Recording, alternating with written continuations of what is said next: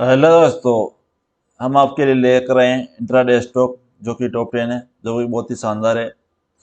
और कहाँ पर रहेगा सपोर्ट लेवल, कहाँ पर रहेगा रेजिस्टेंस लेवल, कहाँ पर रहेगा टारगेट, तो हम उसके बारे में हम बात करेंगे। तो इससे पहले हम जान लेते हैं मार्केट पॉजिटिव है या फिर नेगेटिव।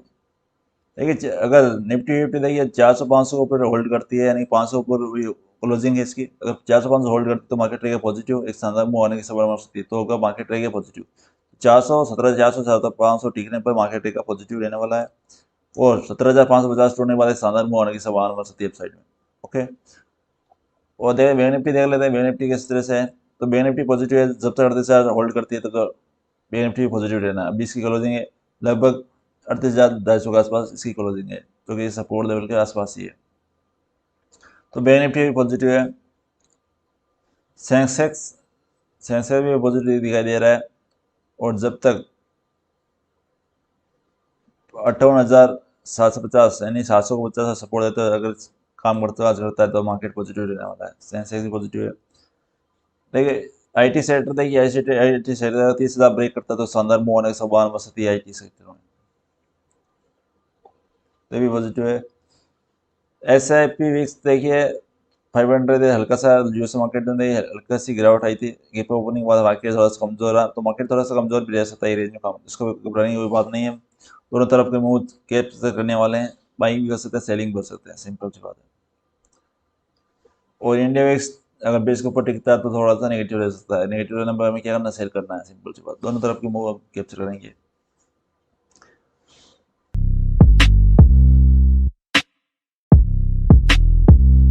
कहाँ पर रहेगा सपोर्ट लेवल, कहाँ पर रहेगा रेजिस्टेंस लेवल, कहाँ पर रहेगा टारगेट, कहाँ पर होगा स्टॉप लॉस, उस सबसे बारे में चर्चा करेंगे हम स्टेप बाय स्टेप। अगर मार्केट नेगेटिव रहेगा तो हमें ट्रेड कैसे करना है, अगर मार्केट पॉजिटिव रहेगा तो हमें ट्रेड करने कैसे करना है।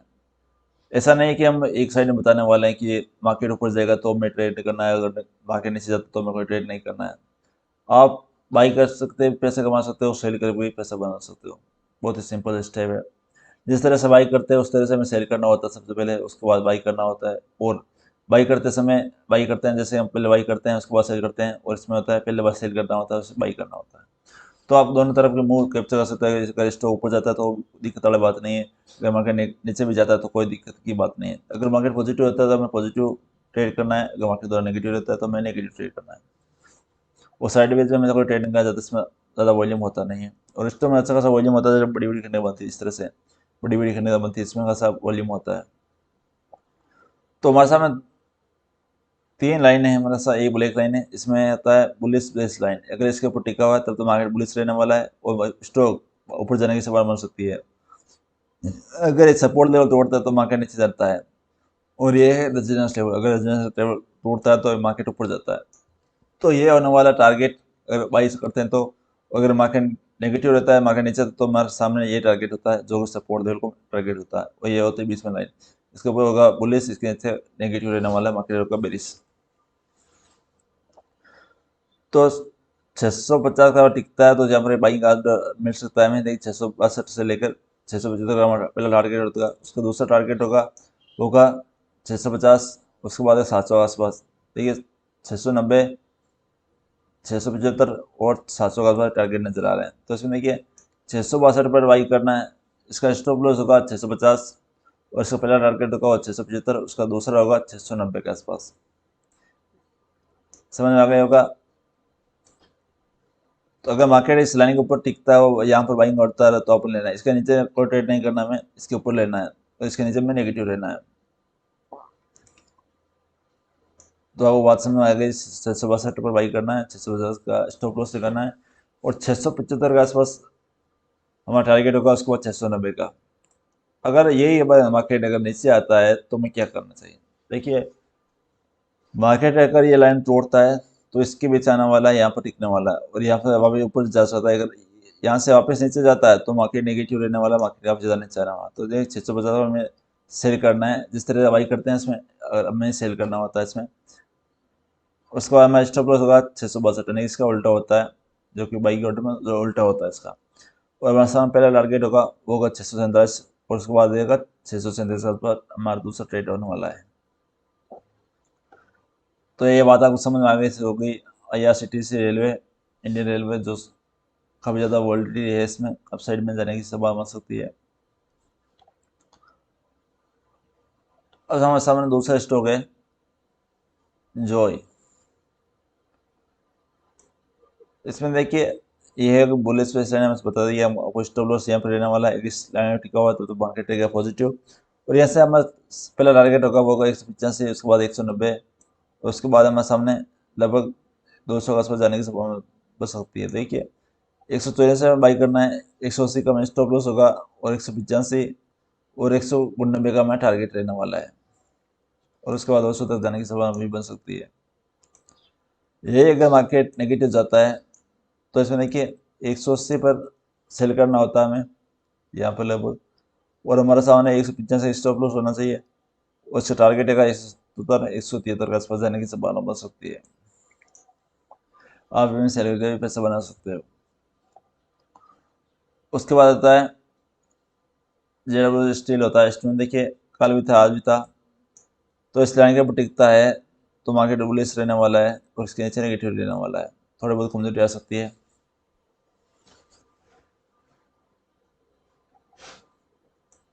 ये सपोर्ट, अगर यहाँ सपोर्ट देता है मार्केट ऊपर जाता है, देखिए यहाँ पर सपोर्ट दिया, ऊपर मार्केट ऊपर गया, अगर ये तोड़ता है तो इसके लगातार तोड़ता है, ये इससे रेजिडेंस मानते हुए मार्केट तोड़ता जाता है लगातार, सपोर्ट तोड़ने के बाद ये मार्केट नेगेटिव रह सकता है।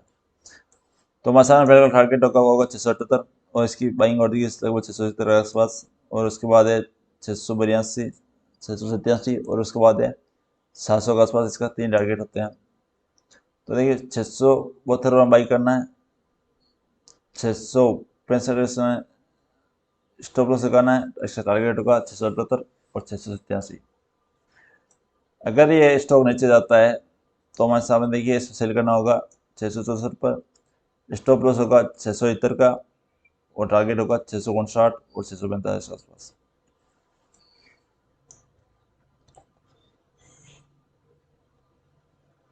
अब आता है यूपीएल।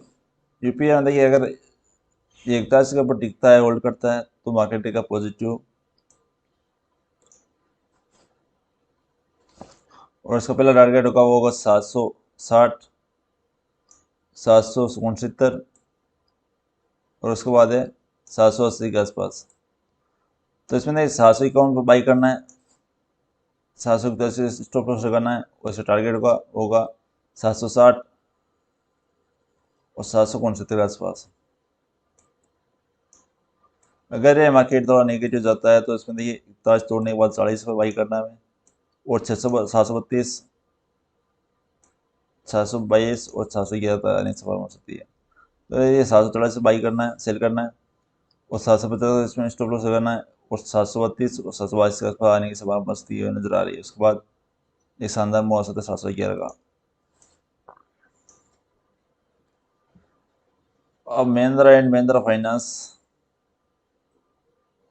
इसमें देखिए अगर ये नेगेटिव रहने की संभावना और ज़्यादा दिखाई दे रही है। इसमें अगर 194 तोड़ता है तो इसमें 196 का स्टॉप लॉस झुकाते हुए 182, 193, 191 आसपास आने की संभावना हो सकती है, और इसके बाद 188 के आसपास आ सकता है मार्केट स्टॉक। और बाई करना है इसमें देखिए 196 को बाई करना है, 194 का स्टॉप लॉस होगा, 198 और 200 का अच्छा सा मूव होने की संभावना भी बनती हुई नजर आ रही है।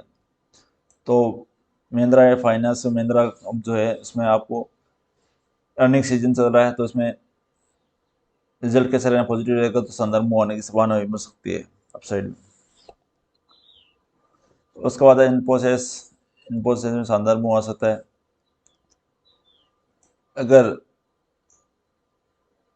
614 टिकता है तो इसमें देखिए 623, 25 का बाई करना है, 615 स्टॉप लॉस होगा, और 640 का इसका टारगेट होगा पहला, और दूसरा होगा 650, उसके बाद होगा 1650, 1625 से बाई करना है, 1615 स्टॉप लॉस होगा, 1640 का टारगेट होगा, उसके बाद 1650 के आसपास जाने की संभावना बढ़ सकती है। अगर ये नीचे जाता है तो ये 1610 पर बाई करना, सेल करना है, और इसका स्टॉप लॉस होगा 1618, और उसका पहला टारगेट होगा 1600 और 1590 के आसपास जा सकता है। उसके बाद आता है ग्रासिम इंडस्ट्री। अगर ये 1590 होल्ड करता है तो मार्केट में शानदार मूव आ सकता है। तो इसमें देखिए बाइंग ऑर्डर वही रहने वाला है जो कल था, 1600 पर बाई करना है, 1590 का स्टॉप लॉस होगा, टारगेट होगा इसका 1620, 1640, उसके बाद जा सकता है 1660 के आसपास जाने की संभावना बन सकती है। और नीचे में अगर ज़्यादा मार्केट गिरता है तो स्टॉक गिरता है तो देखिए 1590 सेल करना है, 1600 को टारगेट स्टॉप लॉस करना है, और 1580 और 1565 के आसपास इसका स्टॉप लॉस टारगेट होगा, और ये जा सकता है 1532 तक जा सकता है। तीन स्टेप बाई स्टेप टूटता है। अगर ये पहला सपोर्ट टूटता है तो उसके बाद दूसरा सपोर्ट, दूसरा टूटने तीसरा सपोर्ट, यानी पहला टारगेट, दूसरा टारगेट, तीसरा टारगेट बनता हुआ नजर आ सकता है डाउन साइड में। एशियल टेक देखिए, तो ये रेड लाइन है, ये बाई बाई जो बाई होते हैं उसके लिए टारगेट होता है, और अगर सेलर है तो इसके लिए सपोर्ट लेवल है, इसका टारगेट होगा। तो इसमें देखिए अगर 960 पे टिकता है तो शानदार मूव आने की संभावना सकती है। उसमें देखिए 960 का स्टॉप लॉस होगा, और 967 बाई करना है, और 970 का टारगेट होगा, और 970 का टारगेट जा सकता है 985 के आसपास जाने की संभावना बन सकती है। अगर ये गिरता है तो जा सकता है देखिए 959 पर इसे सेल करना है, स्टॉप लॉस होगा 967 का, टारगेट होगा इसका 956 और 950 के आसपास जा सकता है ये। उसके बाद एलईटी, अगर ये 1817 पर टिकता है तो इसमें शानदार मूव आ सकता है। जब इसका पहला टारगेट 1850, 1870, 1900 तक जाने की संभावना बन सकती है। तो ये 1823 में बाई करना है इसे, और 1817 का स्टॉप लॉस करना है, और 1850 और 1870 का टारगेट लेने वाला है। अगर ये नीचे जाता है तो इसमें देखिए 1815 पर सेल करना है, 1825 का स्टॉप लॉस होगा, और 1800 और 1790 का टारगेट हो रहने वाला है। MGL 10वां स्टॉक है ये, अगर ये 810 पर टिकता है तो उसका पहला टारगेट होगा 830, उसके बाद 850, उसके बाद 870 जाने की संभावना बन सकती है। काफ़ी ज़्यादा बुलिश दिखाई दे रही है, तो 820 से बाई करना है, 810 का स्टॉप लॉस होगा, 830 और 850 इसका टारगेट रहने वाला है।